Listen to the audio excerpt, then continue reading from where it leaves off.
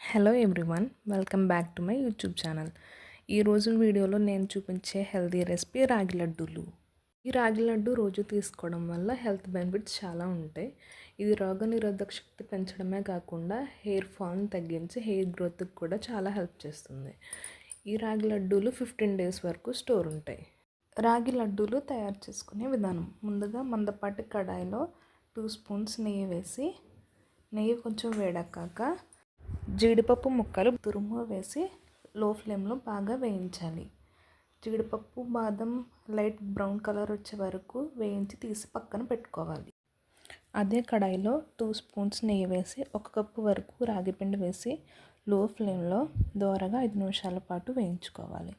అలా వేయించుకున్న తర్వాత 1/4 కప్ ఎండు కొబ్బరిని వేసి ఇంకో 5 నిమిషాల పాటు లో ఫ్లేమ్లోనే వేయిస్తూ ఉండాలి. ఎండు కొబ్బరి ఆప్షనల్, వేసుకోవచ్చు లేదంటే స్కిప్ చేయొచ్చు. అలా పిండిని పచ్చివాసన పోయేంత వరకు వేయించాలి. ఇలా వీడియోలో చూపించిన విధంగా లైట్ బ్రౌన్ కలర్ వచ్చేంత వరకు వేయించి ఒక ప్లేట్లోకి తీసుకొని పక్కన పెట్టుకోవాలి. ఇప్పుడు లడ్డూకి బైండింగ్ ఇంకా స్వీట్నెస్ రావడం కోసం కడాయిలో 3/4 కప్ బెల్లం తురుము వేసుకుని 1/4 కప్ నీళ్లు పోసి హై ఫ్లేమ్లో బెల్లం పూర్తిగా కరిగేంత వరకు కలుపుకుంటూ ఉండాలి. బెల్లం కరిగి ఒక పొంగు వచ్చిన తర్వాత మరో 2 నిమిషాలు ఉంచి వడకాచుకోవాలి. వడకాచుకోవడం వల్ల బెల్లంలో ఉండే డస్ట్ పార్టికల్స్ అన్నీ పోతాయి.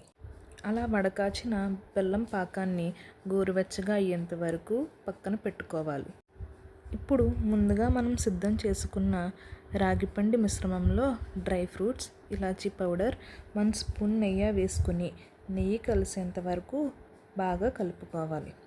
ఇప్పుడు గోరువెచ్చని బెల్లం పాకాన్ని రాగిపిండిలో కొద్ది కొద్దిగా మనకి రుచికి సరిపడా వేసుకుంటూ పిండి మొత్తానికి బెల్లం పాకం కలిసేలా కలుపుకోవాలి.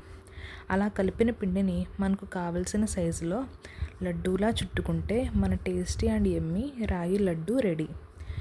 ఈ లడ్డూని చిన్నవాళ్లే కాదు, పెద్దవాళ్ళు కూడా చాలా ఇష్టంగా తింటారు. ఈ రెసిపీ మీకు నచ్చినట్లయితే please like, share and subscribe. Thank you for your watching.